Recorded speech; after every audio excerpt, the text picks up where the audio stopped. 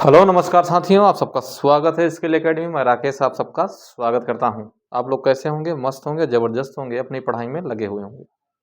दोस्तों, जैसा कि मेरी लगातार वीडियो चली आ रही है इंसुरेशन से यानी क्षेत्रमिति से, ठीक है। पहले मैंने आयत के बारे में बात किया, उसके क्वेश्चन कराए, प्रैक्टिस कराया, थ्योरी कराया। उसके बाद मैंने वर्ग का बात किया, उसका भी मैंने स्क्वायर जो है आपका, उसके भी मैंने थ्योरी बताया आपको, क्वेश्चन कराया, प्रैक्टिस कराया, ठीक है। और मेरी प्रैक्टिस लगातार आपकी चल रही है। आज और मैं क्वेश्चनों की प्रैक्टिस कराने वाला हूं आप लोगों को बताने वाला हूं, ठीक है। आज क्वेश्चन की प्रैक्टिस कर लेते हैं। उसके बाद नेक्स्ट जो अगला हमारा टाइप होगा, अगला जो टर्म होगा वो आपका सर्किल का होगा, यानी वृत्त का, ठीक है। अगला हम टॉपिक वृत्त का पढ़ेंगे। चलिए आज हम क्वेश्चन की प्रैक्टिस कर लेते हैं, ठीक है। वीडियो पर नए हैं तो चैनल को सब्सक्राइब कर लीजिए, ठीक है। और एक बार सभी लोग लाइक ज़रूर कर दीजिए। चलिए बिना देरी करते हुए अपने सेशन को स्टार्ट करते हैं। चलिए मैं एक क्वेश्चन से स्टार्ट कर रहा हूं, समझिएगा ध्यान से, ठीक है। देखिए लिखा है एक वर्ग का क्षेत्रफल 16 सेंटीमीटर लंबाई और 9 सेंटीमीटर चौड़ाई वाले आयत के क्षेत्रफल के बराबर है, तो इस वर्ग का परिमाप क्या होगा? ध्यान से समझिएगा। कह रहा है एक वर्ग का क्षेत्रफल 16 सेंटीमीटर लंबाई और 9 सेंटीमीटर चौड़ाई वाले आयत के क्षेत्रफल के बराबर है। इस वर्ग का परिमाप क्या निकला? तो जो एक वर्ग का क्षेत्रफल है, आप लिख सकते हैं कि एक वर्ग का क्षेत्रफल, ठीक है, बराबर है किसके? एक आयत के क्षेत्रफल पे, ठीक है। एक आयत का क्षेत्रफल के क्या है? ये बराबर है, ठीक है। एक लिखिए, चाहे हटा दीजिए, ठीक है। वर्ग का क्षेत्रफल आयत के क्षेत्रफल के वर्ग के बराबर है, ठीक है। दिया क्या है उसको समझिए। देखिए वर्ग का क्षेत्रफल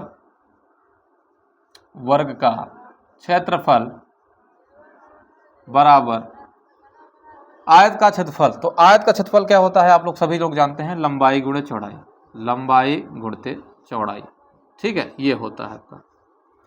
और वर्ग का क्षेत्रफल क्या होता है? तो भुजा का स्क्वायर होता है। क्या होता है? भुजा का स्क्वायर। तो जहां वर्ग का क्षेत्रफल वहां भुजा का स्क्वायर लिख सकते हैं, और जहां आयत का क्षेत्रफल है वहां लंबाई इंटू चौड़ाई, यानी आयत का क्षेत्रफल होता है लंबाई गुणते चौड़ाई, ठीक है। ये शायद आप फार्मूला मैं पहली वाली वीडियो में बता दिया हूँ, आप लोग ध्यान से समझिएगा, ठीक है। अच्छा देखिए यहाँ पे दिया है एक वर्ग का क्षेत्रफल 16 सेंटीमीटर लंबाई और 9 सेंटीमीटर चौड़ाई वाले आयत के क्षेत्रफल के बराबर है। अच्छा 16 सेंटीमीटर लंबाई दी है, तो लंबाई की जगह कितना लिख देंगे? 16 सेंटीमीटर, 16, ठीक है। अच्छा चौड़ाई कितना दिया है? तो 9 सेंटीमीटर, तो 9 लिख लीजिए, हो गया। चलिए आगे करेंगे तो हो जाएगा आपका भुजा का स्क्वायर बराबर हो जाएगा 16 नौइया कितना? 16 नौइया होता है 144, कितना? 144, ठीक है। तो यहाँ कितना लिखेंगे हम लोग? 144, ठीक है। तो अब भुजा बराबर क्या होगा? स्क्वायर अगर वहां से हटेगा तो इधर क्या लग जाता है? रूट। क्या लग जाएगा? रूट। लग गया रूट। अच्छा 144 का वर्गमूल क्या होगा? तो 144 का वर्गमूल क्या होगा आप लोग बताइए? तो 144 किसका वर्गमूल होता है? 12 का। किसका होता है? 12 का। तो भुजा कितनी आपकी आ गई? 12 सेंटीमीटर, ठीक है। इतना आप लोग समझ गए होंगे। चलिए अच्छा अब क्या कह रहा है? इस वर्ग का परिमाप क्या होगा? अच्छा भुजा आ गई है वर्ग की, कितना? 12 सेंटीमीटर। तो परिमाप निकालिए। तो देखिए परिमाप निकालते हैं हम। वर्ग का परिमाप, ठीक है। वर्ग का परिमाप, तो वर्ग का परिमाप क्या हो जाएगा आपका? होता है भुजा गुणते 4, ठीक है। भुजा गुणते 4। इस माइक का बहुत ही ज़बरदस्त फीचर्स दिया हुआ है, ठीक है। अगर आसपास आपके शोरगुल हो रहा है, जिसमें नॉइस कैंसलेशन दिया हुआ है, ठीक है। 3 पॉइंट दिए गए हैं। फर्स्ट पॉइंट हल्का सा करेगा, सेकंड पॉइंट थोड़ा सा ज़्यादा, थर्ड पॉइंट में एकदम जितना का पावर है उसका काम करेगा, ठीक है। आसपास का अगर नॉइस कैंसलेशन हो रहा है तो मैं एक बार प्रेस करता हूँ नॉइस कैंसलेशन के लिए, ठीक है। ये एक बार मैंने प्रेस कर दिया आपके सामने, ठीक है। तो जो आसपास की जो चीज़ें रहती हैं वो आपको शोरगुल सुनाई नहीं देगा, ठीक है। चलिए तो वर्ग का परिमाप हो जाता है आपका भुजा गुणते 4। अच्छा भुजा कितनी है? तो 12 इंटू 4, तो 12 चौको कितना हो जाएगा? 48 सेंटीमीटर। ये निकल के आ गया क्या? जो प्रश्न में पूछा गया था कि वर्ग का परिमाप क्या होगा, तो भैया वर्ग का परिमाप निकल आया 48 सेंटीमीटर, ठीक है। इतना आप लोग समझ गए होंगे। ठीक है, चलिए, बहुत ही जबरदस्त, बहुत ही बेहतरीन क्वेश्चन की प्रैक्टिस चल रही है। ठीक है, किसी भी एग्जाम के लिए मैथमेटिक्स आप उसमें आती है तो ये आपके लिए बहुत ही बेनिफिट है, लाभदायक है। ठीक है, किसी भी एग्जाम में मैथमेटिक्स आती है, और देख लीजिए चाहे जो भी एग्जाम हो मैथमेटिक्स जरूर आता है। ठीक है, तो ध्यान से समझिएगा, देखिएगा, तो ये आपको क्वेश्चन समझ में आ गया होगा। चलिए एक आगे प्रश्न लेते हैं, नेक्स्ट क्वेश्चन एक हम लेते हैं। ठीक है, चलो इसको इरेज करते हैं और एक आगे प्रश्न हम लोग लेते हैं। ठीक है, चलिए देखते हैं क्वेश्चन क्या है, उसको पहले मैं लिखता हूं, उसके बाद फिर आगे चलता हूं। ठीक है, चलिए एक नेक्स्ट अगला प्रश्न लेते हैं हम लोग। ठीक है, अगला प्रश्न क्या है वो हम लिखते हैं यहाँ पे। तो ये पहला प्रश्न था, अभी प्रश्न नंबर मैं दूसरा लेता हूं। ठीक है, लिखा है आपका दूसरा प्रश्न कि एक वर्गाकार टाइल की एक भुजा, एक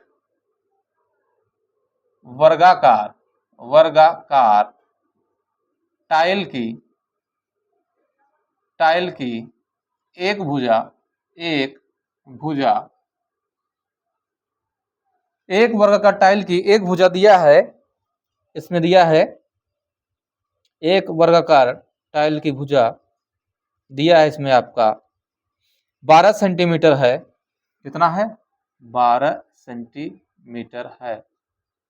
ठीक है, उसके बाद आगे क्या कह रहा है, आगे आपका कह रहा है 8 मीटर लंबी तथा 8 मीटर लंबी कह रहा है, 8 मीटर लंबी तथा 4.5 मीटर, 8 मीटर लंबी 4.5 मीटर ऊंची दीवार में कितने टाइल लगेंगे? मीटर ऊंची दीवार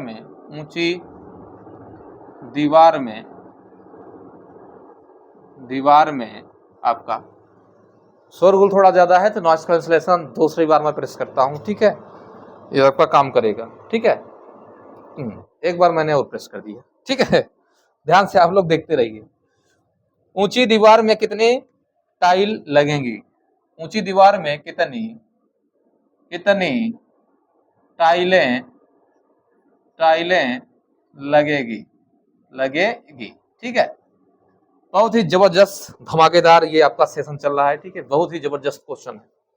कह रहा है एक वर्गाकार टाइल की एक भुजा 12 सेंटीमीटर है, 8 मीटर लंबी तथा 4.5 मीटर ऊंची दीवार में कितनी टाइल लगेंगी? ठीक है, तो एक वर्गाकार टाइल की एक भुजा दिया है, कितना है आपका? 12 सेंटीमीटर। ठीक है, 8 मीटर लंबी तथा 4.5 मीटर ऊंची दीवार में।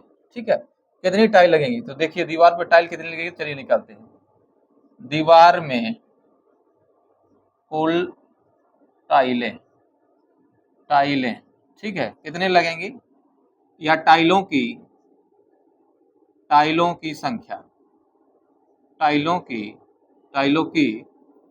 संख्या, देखिए निकालते हैं। ठीक है, संख्या बराबर, अभी देखिए दीवार कितना दिया है? 8 मीटर लंबी और 4.5 मीटर ऊंची है, तो 8 मीटर इंटू 4.5 मीटर। ठीक है, बटे क्या हो जाएगा आपका, यह एक भुजा दिया है 12, तो वर्गाकार है तो 12 इंटू कितना हो जाएगा? 12। ठीक है, अच्छा ध्यान में रखिएगा ऊपर वाला मीटर में है और नीचे वाला सेंटीमीटर है, तो ऊपर को भी हम क्या करेंगे? सेंटीमीटर में चेंज करेंगे, 100 से गुणा कर देंगे तो ये चेंज हो जाएगा किसमें? आपका सेंटीमीटर में। 4.5 है, 100 से मल्टीप्लाई करेंगे तो कितना हो जाएगा? ये दशमलव से एक हट जाएगा लेकिन एक जीरो लगेगा, 450। अब बटे में 12 गुणते 12। ठीक है, ऐसे चलिए काट पीट कर किया जाए। चलिए शुरू करते हैं।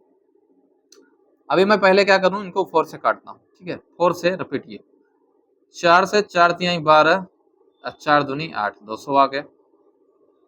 ठीक है, अच्छा अब देखिएगा, अभी मैं 4 से फिर काट रहा हूं।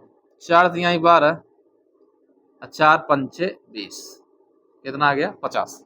ठीक है, अब देखिए 3 त्रिक्का 9, 3 त्रिक्का 9 और 9 पचे कितना? 45, 9 पचे 45, यानी ऊपर भी 50 इंटू फिर कितना आ गया आपका? 50। अब 50 पचम 25, यानी कितनी टाइलें आएंगी? 25 टाइलें। कितनी आएंगी? 2500 टाइलें। चलिए मैं इसको आपको एक बार फिर से समझाता हूँ, ठीक है। एक वर्गाकार टाइलों की एक भुजा 12 सेंटीमीटर है, 8 मीटर लंबी तथा 4.5 मीटर ऊंची दीवार में कितने टाइलें लगेंगी? दीवार में कुल लगी टाइलें की संख्या, ठीक है, टाइलों की संख्या बराबर, देखिए 8 ये मीटर में है इंटू 4.5 मीटर बटे में एक भुजा दिया है 12, वर्गाकार है तो कितना हो जाएगा? 12 इंटू 12, क्योंकि भुजा का स्क्वायर होता है। अच्छा इसको आप चेंज कर लीजिए किसमें?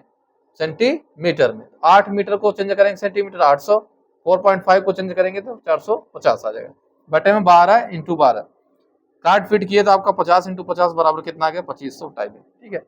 चलिए एक हम आखिरी प्रश्न लेते हैं, लास्ट प्रश्न। चलिए लास्ट प्रश्न हम लेते हैं, देखते हैं फिर आगे एक प्रश्न और लिया जाए, ठीक है, और यही प्रश्न आपका क्या रहेगा? लास्ट प्रश्न रहेगा।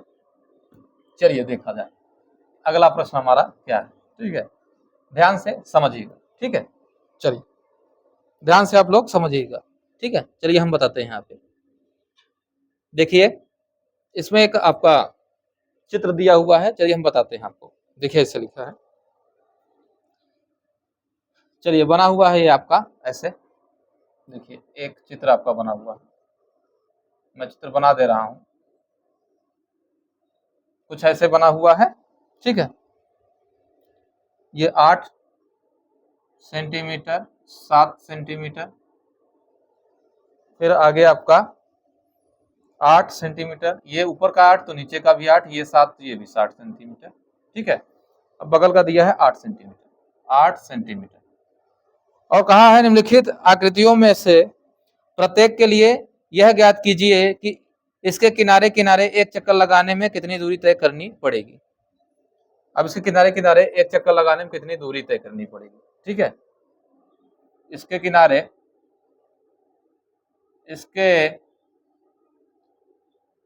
किनारे एक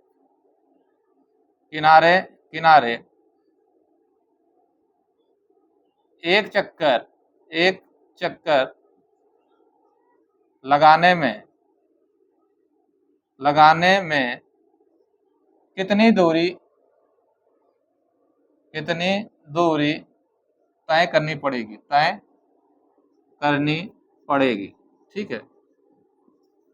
ये आपका बिल्कुल सिंपल सा क्वेश्चन है, ठीक है। चलिए क्वेश्चन नंबर 3 है और लास्ट है। अब जैसे मान लीजिए आप ये एक ग्राउंड समझिए और यहाँ चित्र बना हुआ, यहाँ से देखिए ये ऐसे बना, ये 8 है तो ये भी 8, ये 7 तो ये भी 7, ये भी कितना है? 8, ठीक है। उसके बाद जैसे मान लीजिए आप यहाँ खड़े हैं तो यहाँ से आप चलना शुरू करेंगे, एक चक्कर लगाना है, यहाँ आएंगे, फिर ऐसे जाएंगे, फिर ऐसे जाएंगे, फिर ऐसे, फिर बाद में यहीं मिल जाएगा, ठीक है। तो एक चक्कर पूरा लगाना है, तो चक्कर पूरा लगाने के लिए कितनी दूरी तय करनी पड़ेगी? तो आप लोग जानते हैं, देखिए यहाँ पे देखिएगा, दूरी बराबर क्या हो जाएगा? सभी जितने भी इसमें लाइनें हैं इसको क्या कर लीजिए? पूरा जोड़ लीजिए, एक बार क्या करिए? पूरा जोड़ लीजिए। देखिए यहाँ से हम स्टार्ट करते हैं, पहले यहाँ से चलेंगे, यहाँ पॉइंट पे 8 सेंटीमीटर प्लस, यहाँ से आएंगे तो 7, फिर यहाँ से यहाँ तक फिर 7 प्लस, ये यहाँ से यहाँ तक 8 प्लस, ये भी फिर पहुंच गए, एक चक्कर हमारा पूरा हो गया, कितना हो गया? 8। जोड़ लीजिए, देखिए 8 8 16 8 24 प्लस 7 7 14 और 4 4 8 2 1 3, कितना आ गया? 38 सेंटीमीटर आंसर, 38 सेंटीमीटर आंसर आपका आया, ठीक है। तो चलिए आज के लिए इतना ही रखते हैं वीडियो में, नेक्स्ट वीडियो हम सर्किल की बात करेंगे, यानी आपका वृत्त की बात करेंगे, ठीक है। तो वीडियो बने रहिए, तब तक के लिए धन्यवाद, आज के लिए इतना ही, तब तक के लिए धन्यवाद। जय हिंद, जय भारत।